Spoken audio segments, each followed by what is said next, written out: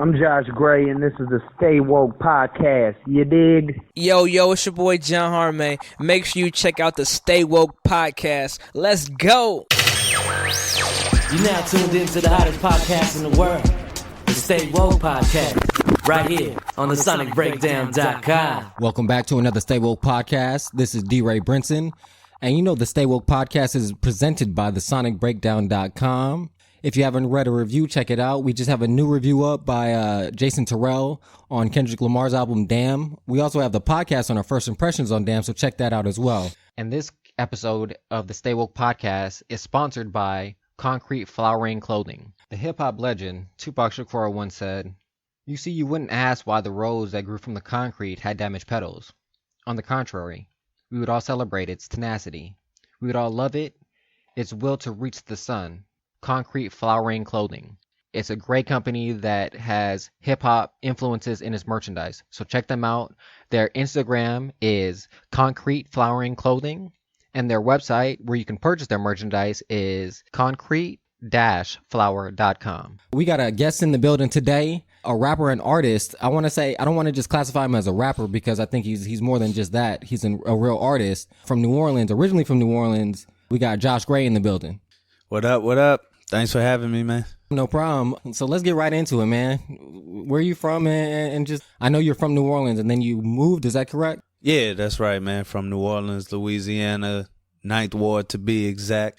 You know, I've been back and forth here to New Orleans, and I'm like Cali's adopted kid, man. Got you. Yeah. When did you move out to Cali? In my senior year of high school, Hurricane Katrina happened. We lost everything. I was homeless. Kind of reshaped everything. Moving forward from that point, 22 of my family members, we all drove cars deep from New Orleans to Houston. I stayed in Houston for a minute. Then I went out to LA, then up to the Bay. And then first chance I got homesick. First chance I went right back home to New Orleans, man. Stayed out there for a while and then came back out this way, lived in LA for a while, then back up to the Bay again. And there you have it. Yeah.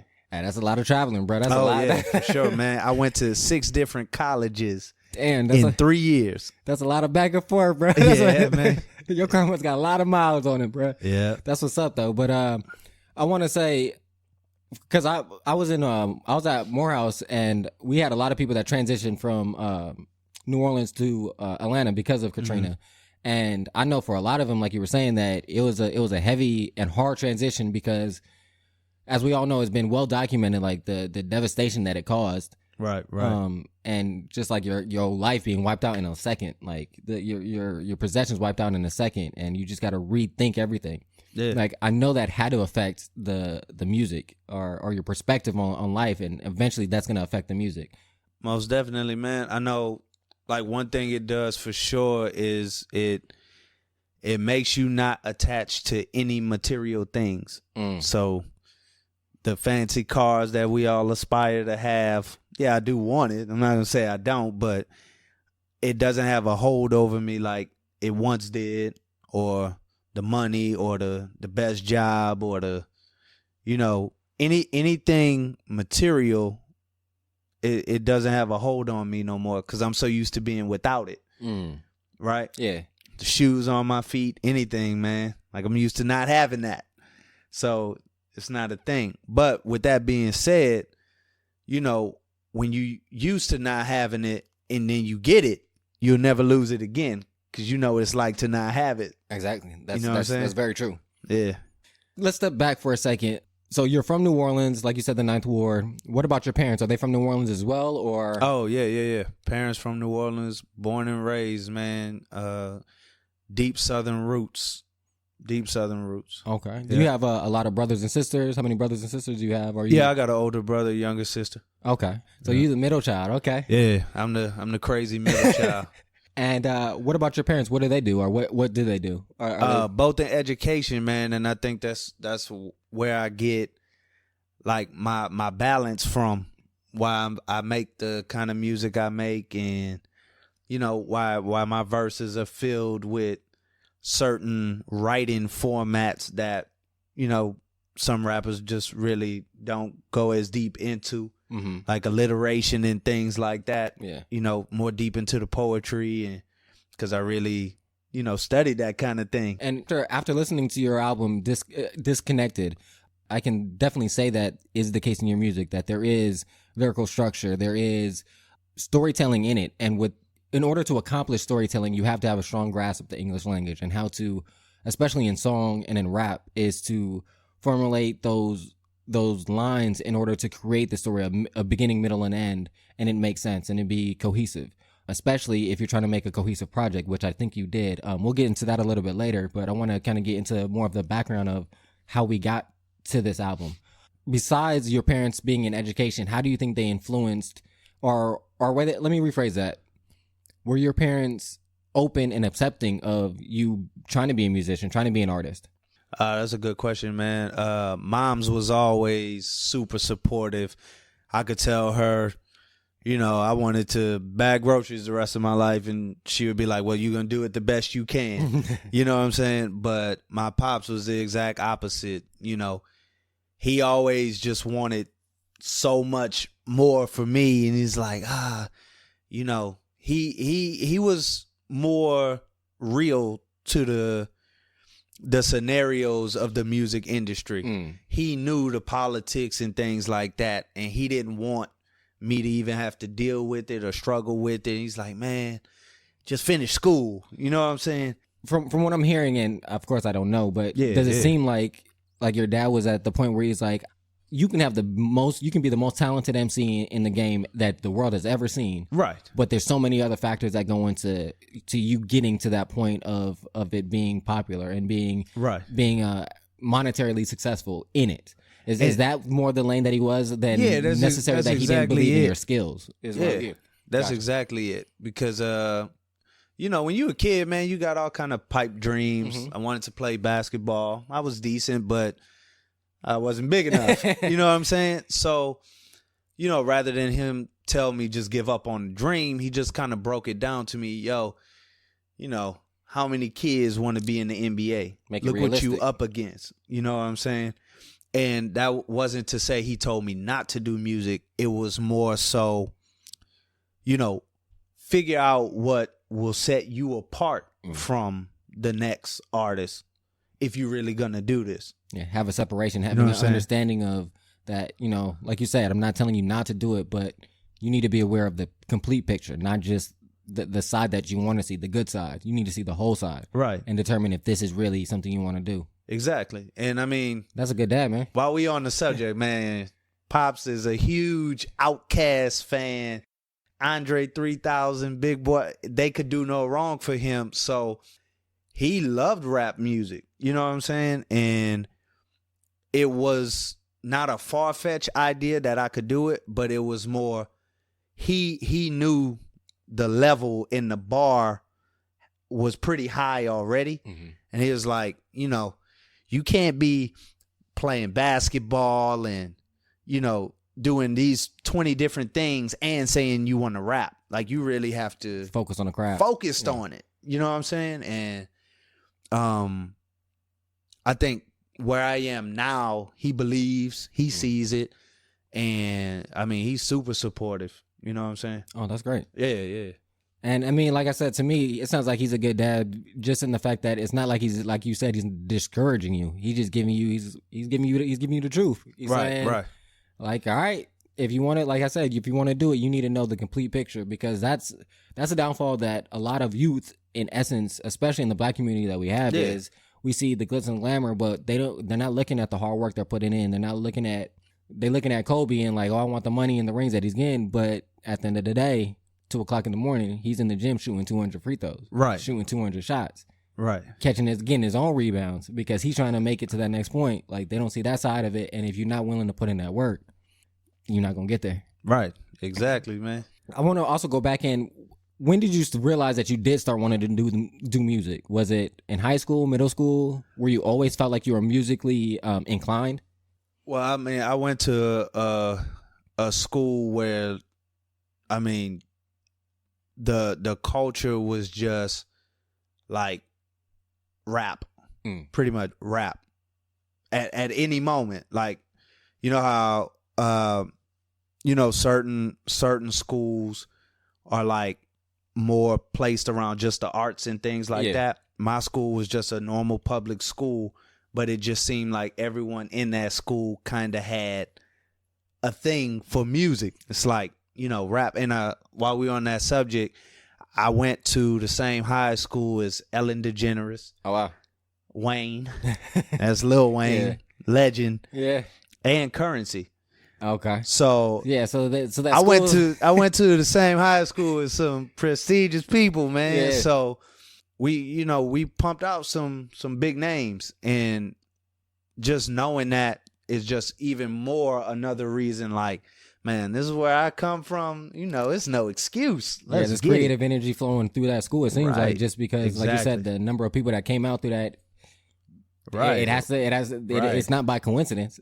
Right, exactly. And I didn't take it serious. Like I said, man, I wanted to play basketball. That wasn't even my first love. My first love was actually drawing. I wanted to be a cartoonist. Oh, wow. Yeah, man, I seen all these cartoons and stuff, man, and like Fat Albert and stuff like that, man. That actually really hooked me, and I would draw like for hours. I'd just stay in the room, and I think the older I got, I just realized it's more the art of everything Than just that kind of reeled me in. And then I would say I started to take music real serious. You could blame my brother for it, man. He at the time, he was like big Cash Money fan. That's all he wanted to really do or see was anything revolving around Cash Money, Hot Boys, things like that. So he would rap and things like that, but at the time he didn't have beats, and he just got this wild idea, like, man, what if you made beats for me? And I'm like, man, I don't know how to do that. I'm 18 at the time. He's like, man, you could do it, and he was right. And what I did was, at the time, I just kind of studied who was popular at the time. And at the time, Kanye West was like crazy popular. This was in like 2006 or 7, I want to say. And it's like around Late Registration, like Touch the Sky and Gold Digger and shit like that, right? So I'm like, man, how do I make what he's making? Yeah. So I did my research. I went out and bought equipment that he pretty much had. The masters of the same artwork. Right, same keyboard, same drum machine, everything he had to make his beats, I went out and got.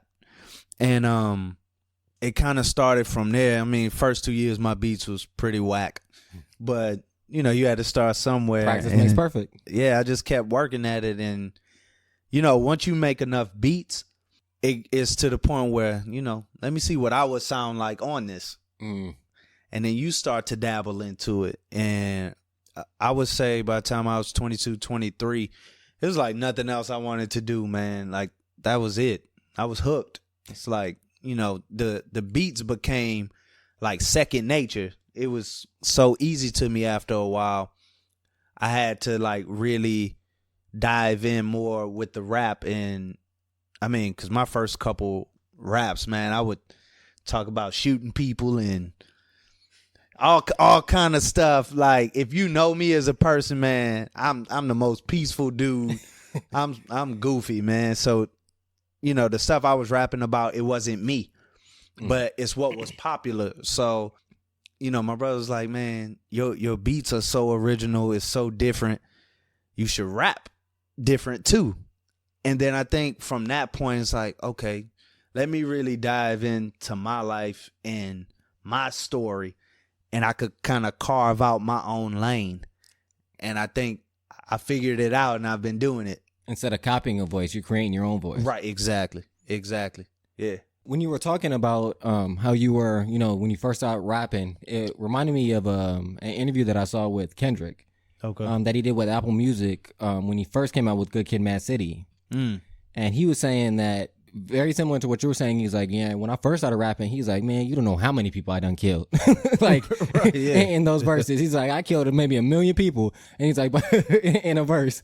Right. Because that was the wave. And he's like, until I started to really realize, I need to talk about the things that affect my life that are important to me that I see. He's like, I do see that stuff, but that's not all I see. And and it's not from that perspective.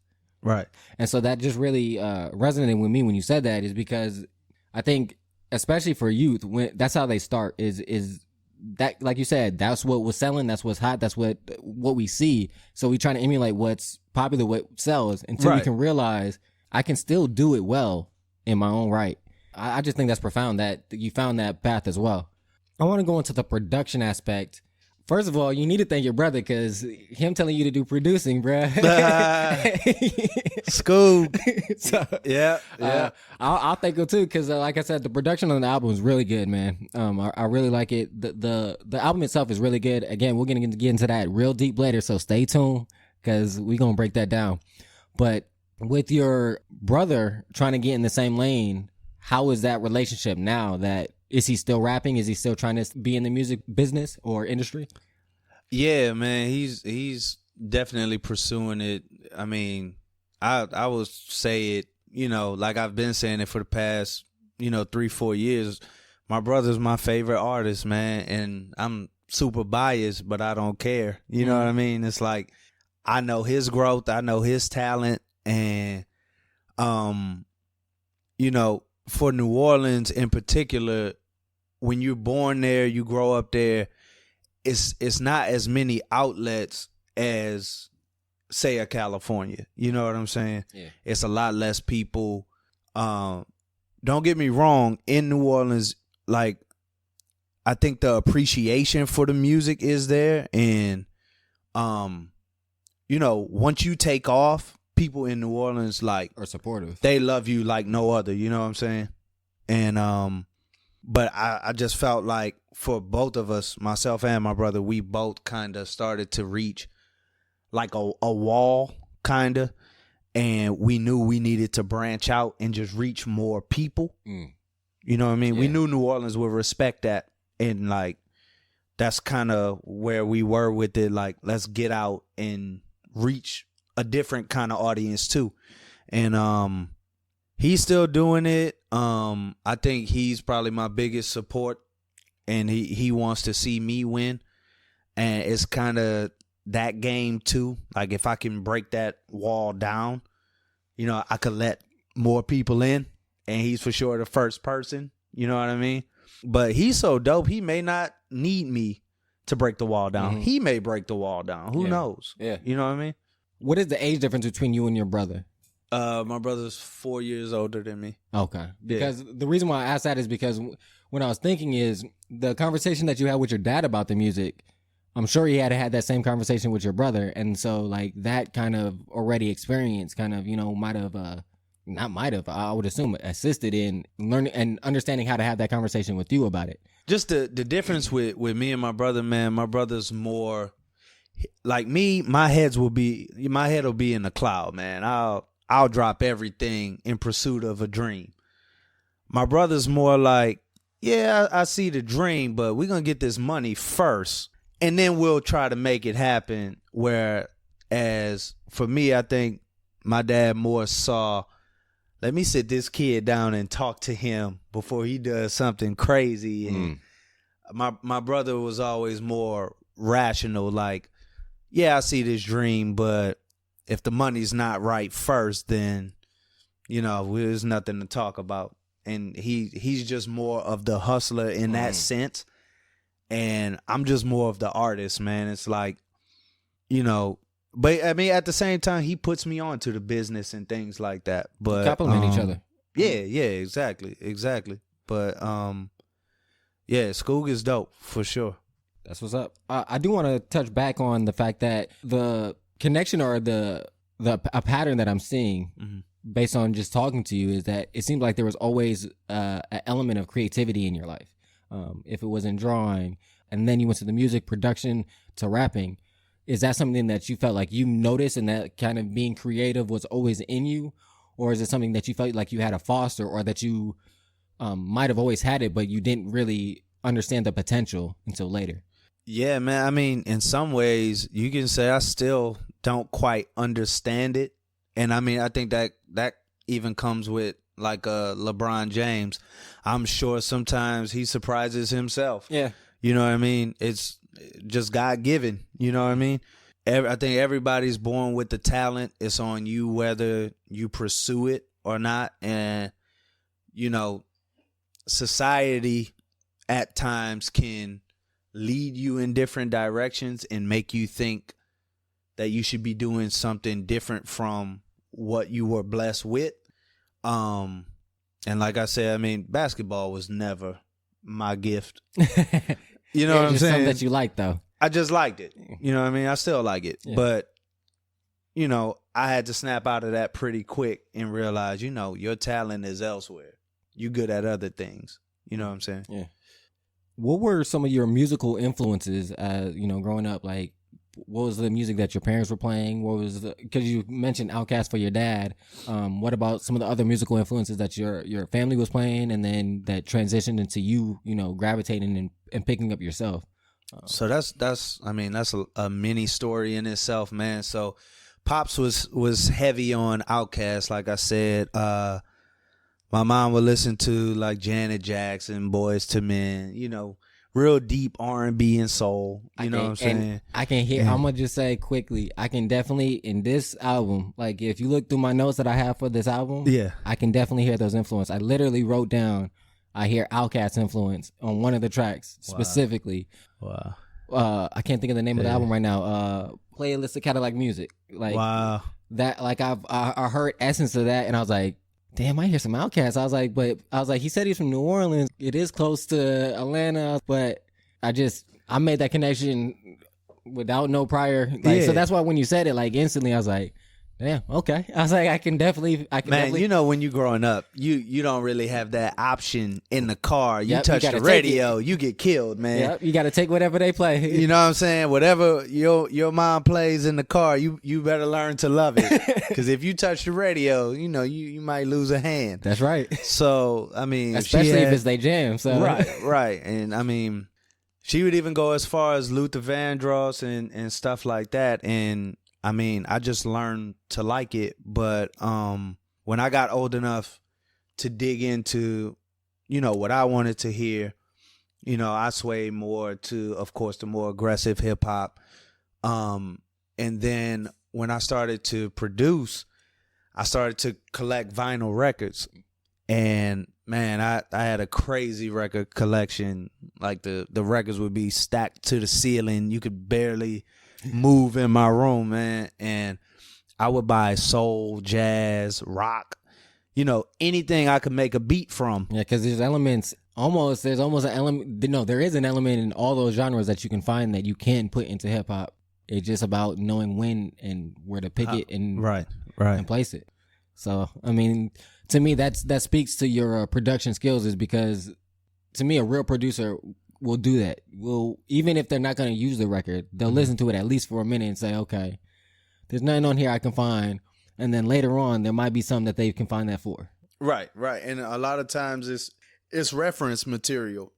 It may be something on the record you can't use, but it sparks an idea, a vibe that you can, you know what I mean? A tempo or a rhythm that is unique, and you know, you may build from that. Yeah. What would you say is your bigger passion, production or writing? I know I'm gonna get that question for the rest of my life, Yeah. man, and I have no way to answer it because the production is where I started, so I could never like turn my back on the production. You know what I mean? Uh-huh. And the rapping was the biggest challenge for me. And you know, when you start to get comfortable with that challenge, you're like, man, you know, I'm mastering this. And it took so long to get comfortable at it. That's like, I have such a big respect for that part of it too. It's kind of hand in hand. You know what I mean? How did you get comfortable in that lane? Besides through, you know, the obvious of just practice, but Was it? Well, it's a major difference, man. And I'm sure any producer knows this. When you making beats, man, till this day, you have to just make a lot of it. Like I may produce 5 beats in a day and keep one of them. You know what I mean? Mm-hmm. So, and that's just me being picky. Like I don't like this sound, or I can tell this is where it's supposed to be. But in rap, I think others dictate what is good and what isn't. You know what I mean? I think they more so will tell you, hey, that's some weak bars, man. You know, you're not coming with it, or vice versa. Hey, that's dope. That line right there you just said, man, that's crazy. And the validation from others, you know what I mean, is different. Whereas production, you could hear sonically certain things that you want to hear. And that are pleasing to the ear. Right. And that are pleasing to the ear. Yeah. I would say also that I think the reason why with writing and rapping that you need more outside validation versus production is also because it's harder to determine how somebody's going to internalize your words. Right. And the structure of your words versus, like we said, sonically, we know that there's certain sounds that people like to hear. It's right. Like, there's very few people that like to hear nails on a chalkboard, and it's universal. So it's easier where you can say love in 12 different ways, and somebody's going to take that 12 different ways. Some might not like it, some might will. It all depends on how they internalize that, the way you phrased it. So I think that has to deal with which is, I've never really thought about it until now. So that's interesting. I do want to get into breaking down this album if you don't mind. Yeah, let's do it, man. Disconnected is the name of the album. You should check it out. I definitely recommend it. But let's start with just the title in itself, Disconnected. That word alone can have so many different meanings and have so many different relations. When did you decide on that was going to be the title of the album? I built the entire album around that word. Okay. I came up with the title for the album before I made any beat, before I wrote any lyric. It was a concept album. I knew at the moment I felt disconnected from radio. The songs I would hear on the radio, I couldn't really relate to or vibe to. Radio was at this weird state where, all kind of different genres were being considered to be hip hop. And that's not the hip hop I came up on. And I love those genres. Yeah. You know what I mean? But to classify a different genre as hip hop was weird for me. Mm-hmm. So to me, and it dilutes the product. Right. You know what I'm saying? You're not going to get a pop song and call it rock because that's not exactly. And that's what was going on for me. That exact thing where you would hear, something that was clearly not hip hop being labeled as hip hop, and I couldn't connect to it. And then, there was some issues in my personal life with friends and, people you grew up with. That's that transition age where growing apart, you start growing in different directions, and I kind of felt disconnected from some of my homies I grew up with because we were just going in 2 different directions. You know what I mean? Mm-hmm. Yeah, I definitely understand. And also with women as well, you know what I mean? Certain things I started to look for in women, you know what I mean, wasn't the most popular things anymore. You know what I mean? It's so many perceptions of what we expect from our women nowadays, man. It's so unrealistic. And, I just felt disconnected from that, So, like, having all of these ideas, I'm like, man, I need to touch on my personal disconnect from society and things like that. And I should touch on other people's disconnect because I'm sure I'm not alone in this. So I can touch on different perspectives and stories of how they might feel disconnected, and how certain things are like just unrealistic and, unreachable. And that's pretty much how I got things started. And I mean, we got going from there, man. I definitely agree, because what I took it as is, like you said, that it's a word that can be universal, where, like you said, we all understand some form of being disconnected from something, as well as then it being specific to your situations that you were specifically going through. So it's something that you can give somebody an insight of what's going on with you, but they can also relate to it even if they didn't go through that same exact thing. It's kind of like what I said about the Freddie Gibbs, You Only Live Twice. Like, I ain't been through half what that nigga's been through, but right. I can still feel it, and it resonate with me because we've all had hard times. The things that I wrote down when I first heard the intro, as well as tying that into the title Disconnected, was that I felt like you were emotionally kind of disconnected because you were in a new place from New Orleans to Cali, in that mindset of like leaving what you knew to something you don't know. You're gonna have a disconnect. And then the physical aspect of, you're literally not in the same place that you were. You're disconnected from your home. Yeah. The mental disconnect of like I said, after going through all that, it's like, fuck it, man, I don't care. Like, right. I'm at the point where I don't care, and at that point I felt like the intro left the listener at a point where it's like, what's the decision he's gonna make? Because he's at the point where he doesn't care. He's disconnected from everything, and it's like, am I gonna just say fuck it and just be stuck, or am I gonna use that, as Kanye says, use that as steam to push me forward and to as motivation? And that's how the album's broken down, man. It's in 3 different chapters, basically.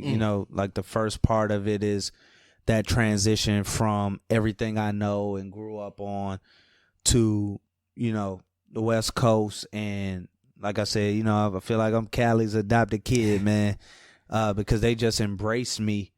And, my story was so unique. People just kind of gravitated to it. And, towards the middle part of the album, I start to have like kind of this remorse, and like, I just feel bad internally for leaving behind certain things and certain people. And, you get those calls from your grandma or your auntie or something, and she's telling you haven't called me in weeks. Yep. And that kind of disconnect, it has a factor in what you do creatively, because it's always on your mind. And then it affects your decisions moving forward. Right. And then towards the end of the album, it was more of a, it is what it is kind of thing. Now let me show that I'm going to make the most out of this situation. And this was all for a reason.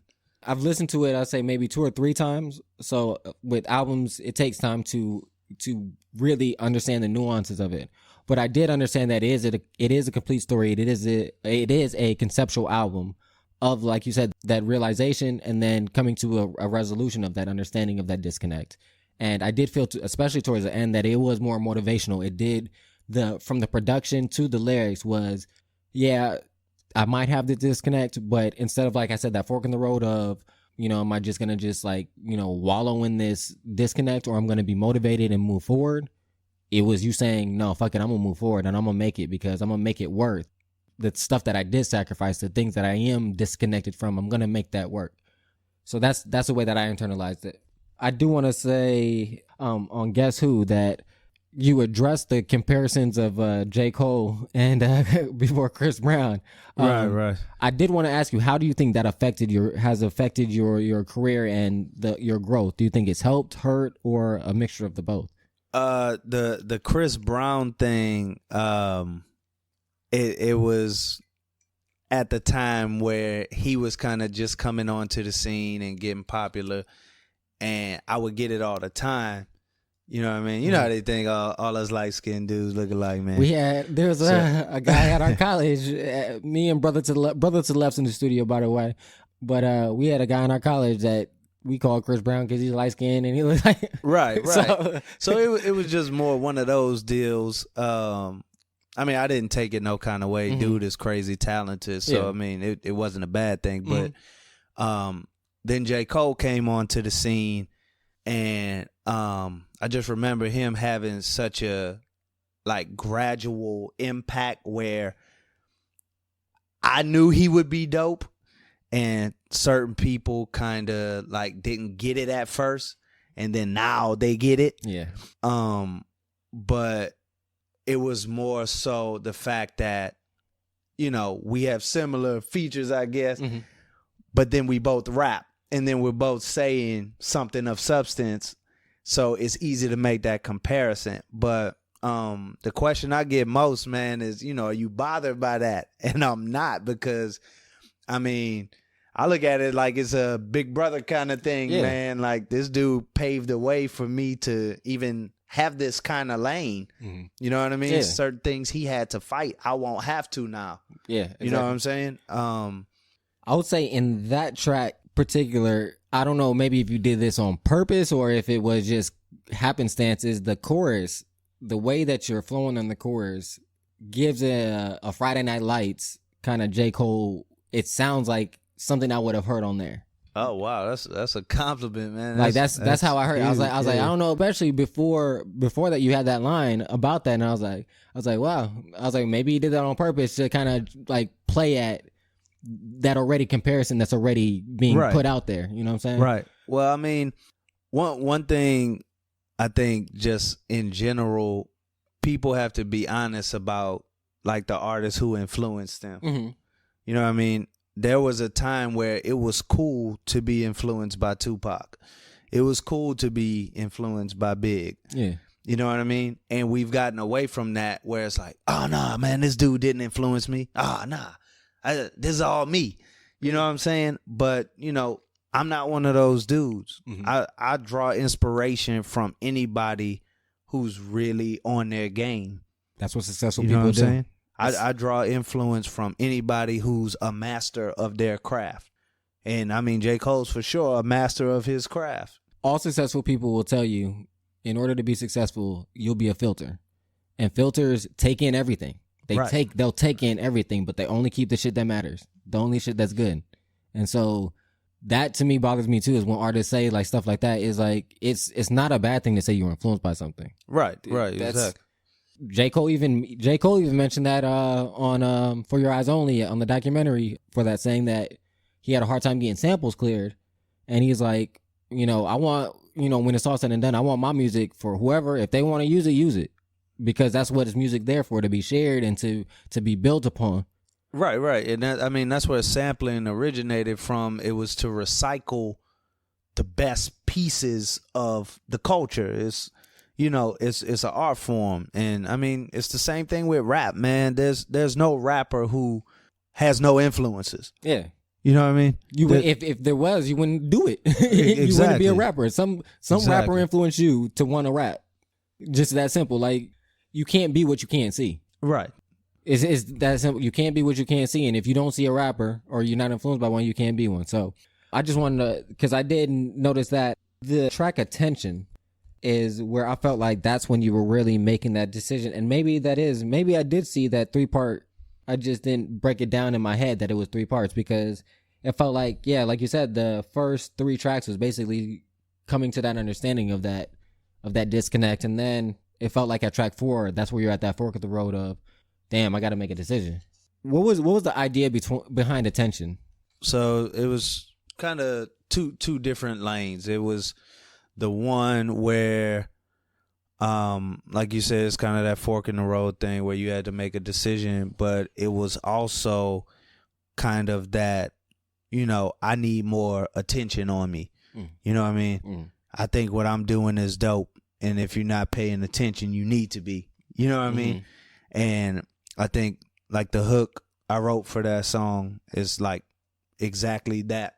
It's like, man, you know, you missing out if you're not watching me. And I highlighted the hook. To me, the way sonically, the way that that track plays is the beat brings you into me, like it will bring you in so deep because of the way that it rises, like really like engulfs you. And then the way that you bring that chorus, it kind of breaks you out of that and to say like also of like, nigga, pay attention. That's how I felt with the production. The production and the lyrics was all like bringing you in. You're listening to the story, and then it's like that chorus pulls you out. It's like, oh shit, I got to pay attention. All right. Yeah.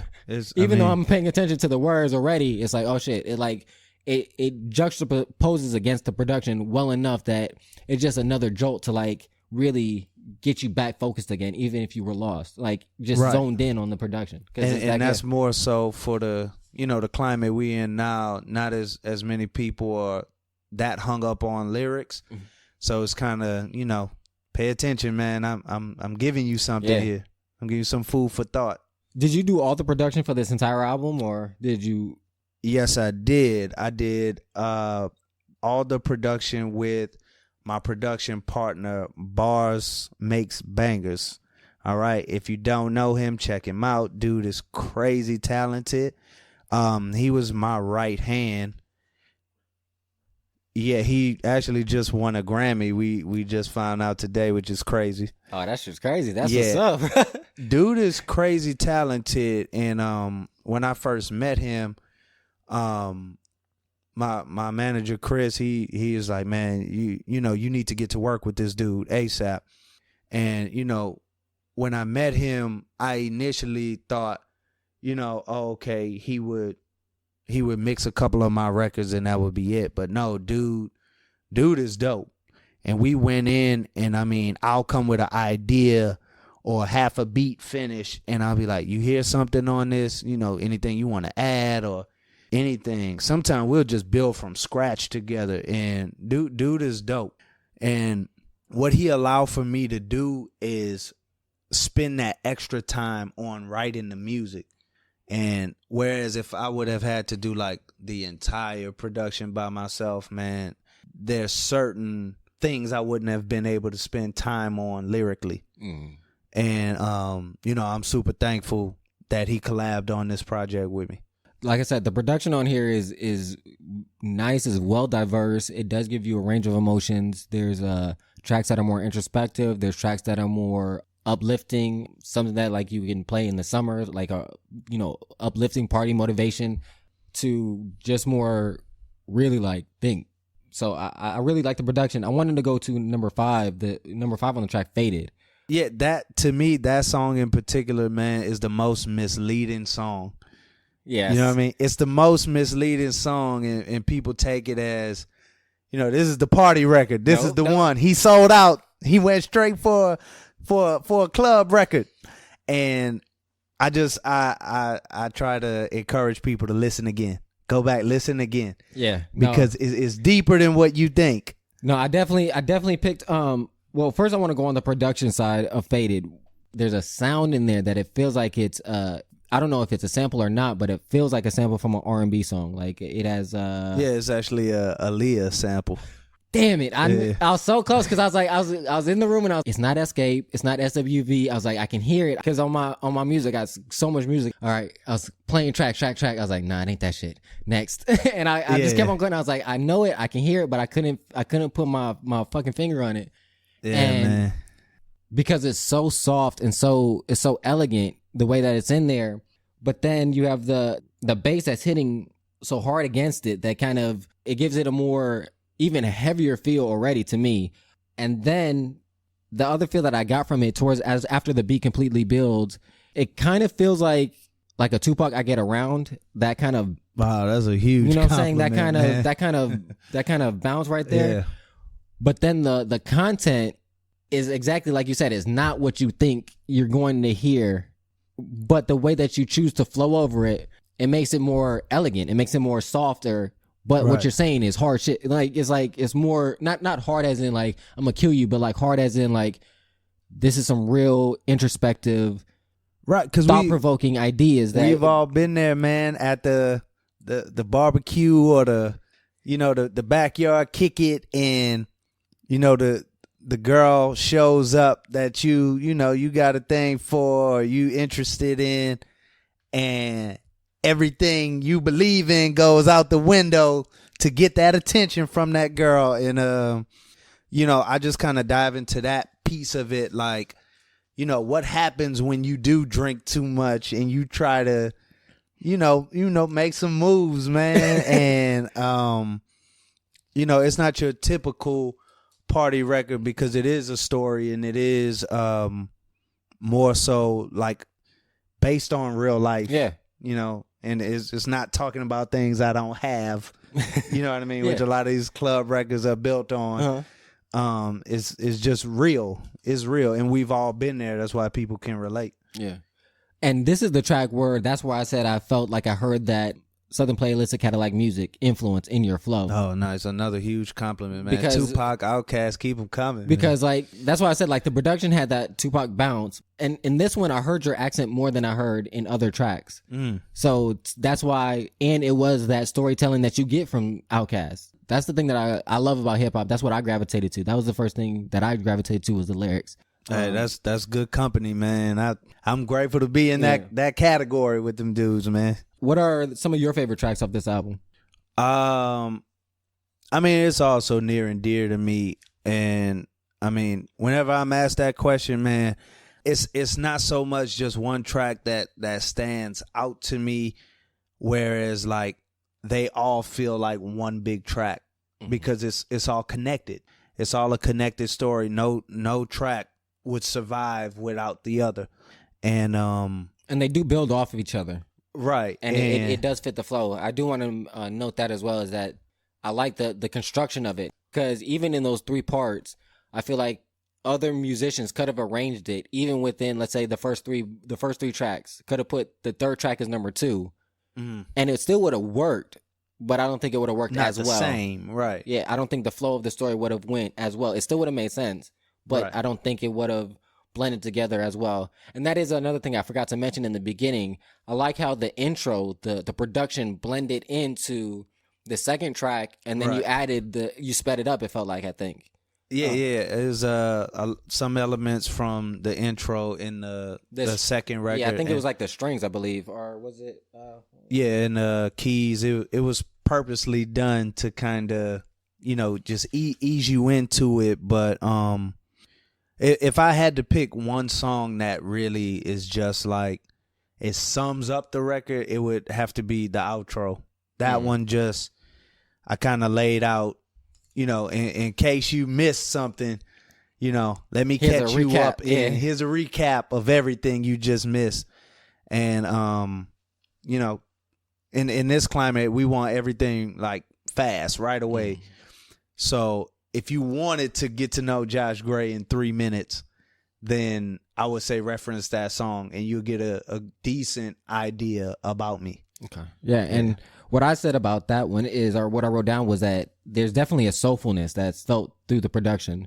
And then in the story, as you said, it is a quick biography of your path, the path of leaving New Orleans to California, as well as not just the path of, the physical stops. Like you said, you stopped in Houston, but also the trials and tribulations that you went through each of those stops and each of those paths, but you still were resilient enough to continue going on that path.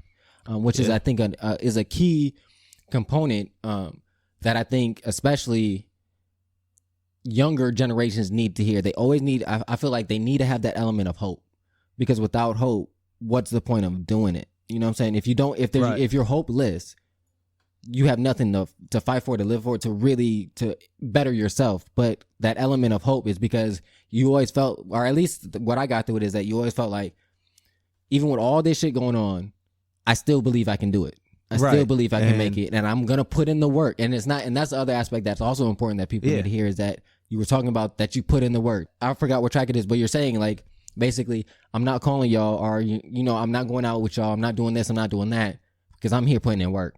Right.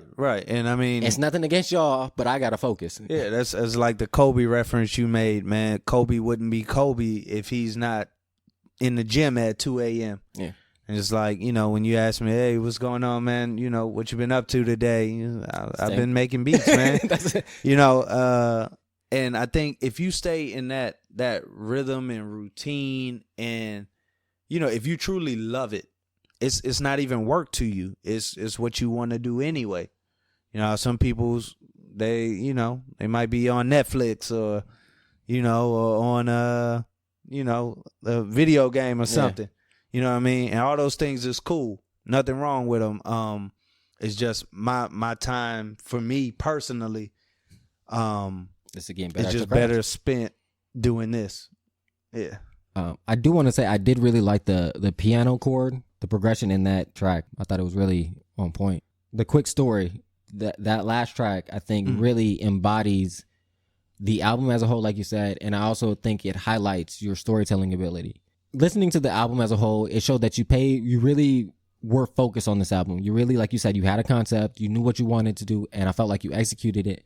And I don't know, again, if this was intentional or not, but there was a lot of things that was indicative of paying homage to the golden age of hip hop. Like I said, that Outkast influence that I heard, the Aaliyah R&B influence in that track, definitely. The storytelling ability, even just having the synopsis at the end, like you did, is very 90s hip hop. That's something that Nas did, leaving the last track being a story that leaves you like, damn. J. Cole just did it with For Your Eyes Only. Kendrick just did it with Duckworth. Right. And that's just some of the recent as well as some of the old. Rakim, again, the layout as well just showed how much time you put into your craft. Oh, I appreciate it, man. To even if it wasn't intentional for you to pick up on those things and execute it in that manner, to me shows that you're a student of the game. Right. And to me, the only way you can be great in any field, you got to study the greats. Oh, yeah. You have to. You have to, man. And Kobe studied Jordan.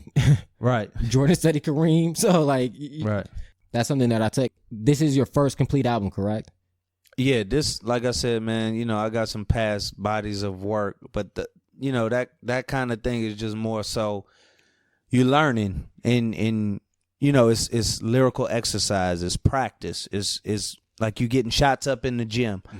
But I felt like this project was like, we here now. This is real. We're in the league now, and we want people to take notice, and And that's, to me, that's what it felt like. It feels like for an artist, especially for his first album coming out, you usually see them trying to just come up with an album in general. They don't usually have a concept.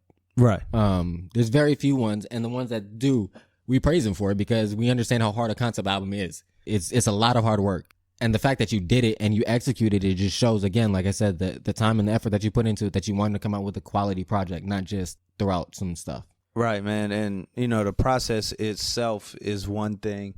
You might go through 30 records, you know what I mean? And if they don't feel or say the things you need them to say, then, it just doesn't make it. And it was kind of that thing.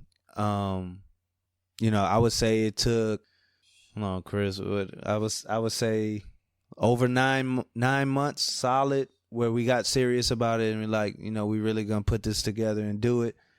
I would say 9 months strong, where we just kept chipping away and chipping away down to like every detail, where, my boy will tell you there's some things that didn't make it that was incredible, but we just felt like it didn't fit the story. And I needed this album to be only about this journey, Yeah. This is Brother to the Left. And, first of all, everything, I've known Josh for a minute now. And, this podcast most definitely about the music for sure. But I also want to speak to this brother that I know personally. And, I don't want to take us off, in a different direction too much. However, I did want to chime in and just make sure that this is mentioned before we finish this podcast.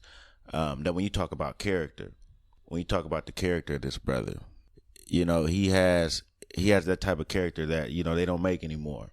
When you talk about brother being disciplined, when you talk about brother being incredibly hardworking, when you're talking about a brother being loyal, when you're talking about a man having a good heart, when you're talking about a man that cares about his community, when you're talking about a man that's reflective and analytical and thoughtful and thorough, he has all those things. Oh, that's big, man. Absolutely. And, and it's reflected in his music as well. Yeah. So, with that said, if you haven't heard this brother's album, listen all the way through. This is my folks. I wouldn't have brought him through if he wasn't official, but he most definitely gets my stamp of approval for whatever that's worth. That's big, man. Straight up, man. So yeah, I just I had to chime in and drop that in there before we wrap this up.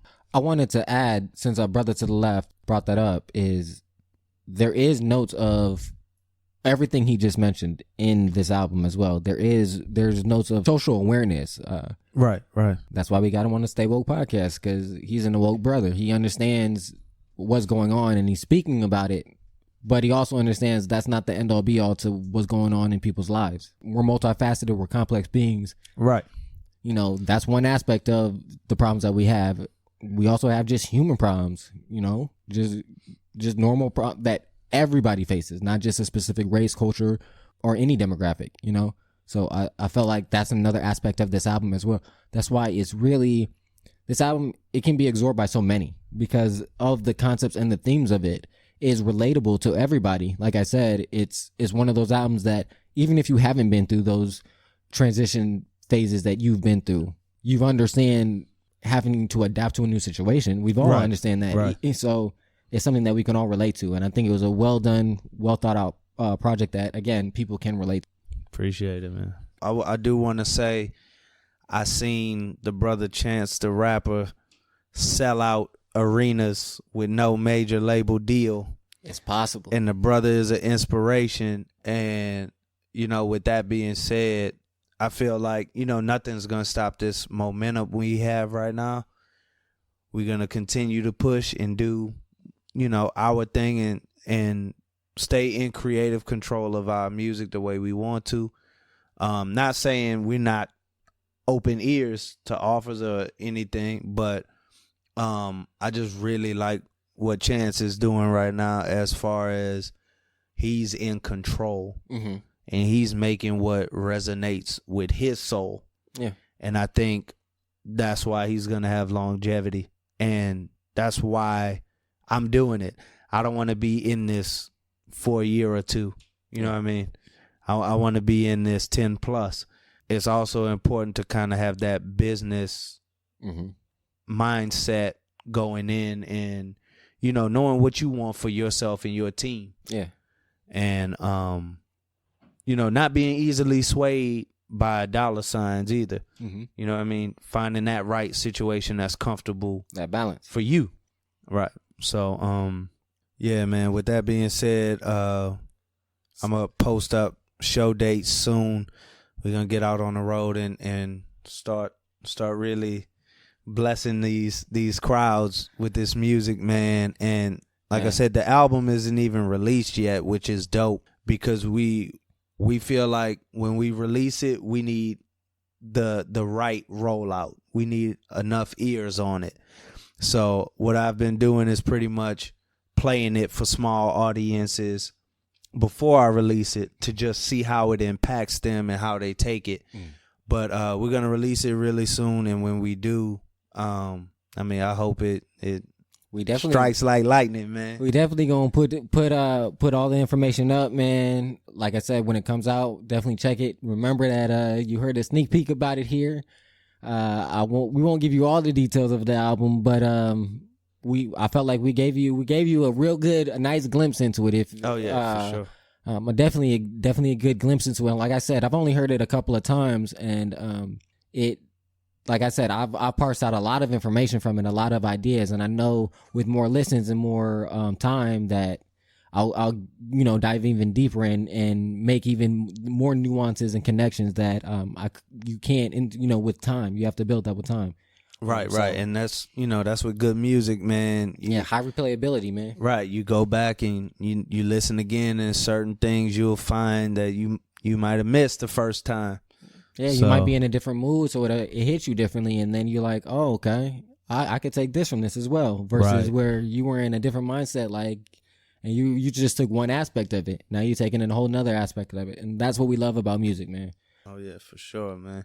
I want to make sure I shout out my boy Chris one time too, man. That's my manager, right hand man. We've been on this journey for a minute now, and super happy to have him on board. Shout out to my boy Outcast Dev. Super dope help. We already talked about my brother Skoog. We talked about the Grammy winning production genius bars. And for sure, shout out New Orleans and shout out Cali for taking me in and adopting me. And we got more good music and hopefully more good fortune to come too. Yeah. And we'll have all your information up on the website on the StayWokePodcast.com as well as the TheSonicBreakdown.com. And they can go to your website, joshgrayway.com. Is that correct? Yeah, they could go to Josh Gray Way. The way I use my Instagram feed too, at Josh Gray Way, the way I use my Instagram is almost just like a rolling stream of, pretty much what I'm doing up to date. So you can really, keep in touch with what's going on with me by going on my Instagram. And like I said, we'll post up the show dates soon as we get this album out. Then we'll post up the show dates, and hopefully we get some folks out at the shows. Oh no, we gonna ready get people to out turn up there, man. We gonna get people out there, and y'all missing it, but his boy Chris, I like the hoodie, man. Oh yeah. So that's another thing, man. Let me where for can sure. they get that at? So Josh Gray Apparel for sure on Instagram. Look that up, Josh Gray Apparel, man. We got hoodies, T-shirts, and we got the hats coming in this week, man. So the merchandise, I guess you could say that's another part of my creativity with the art. I designed all the merch myself, man. So that's something most people won't even know. Yeah, that's right. And you you heard know. it here first. Yeah, I like to be hands on with it, man. I know, but I'm gonna be real. No, for real. That's the first thing I saw when he came out the car with the shirt with the hoodie on. I was like, oh, that shit's dope. Oh, appreciate so no, it, some man. real it's a dope hoodie, man. I'm gonna have to check out the other stuff. We'll definitely have a link on the website that will have a link so you can go to their website and get the product as well as their Instagram. We'll have all that information up. Again, I want to say thank you, man, for coming through. We definitely appreciate gonna you have for to do having me. another interview at another time, next project, even before that, man. Oh yeah, after we get these shows rolling, man, you tell me what you think about Yeah. these shows. Yeah, definitely we'll have that, and then hopefully we'll have some footage of us at the show. That would be awesome. Speaking of which, you caught the video, man. Yes, I I did. We dropped the video for free time. Yeah, I saw that. I saw it earlier today. Definitely check that out. Again, we want to thank everybody. Thank Brother to the Left. Thank Josh Gray. Check out his music, Disconnected. It will be coming out soon. You know the Stay Woke podcast motto: live, listen to some great music, and above all, love more. We out.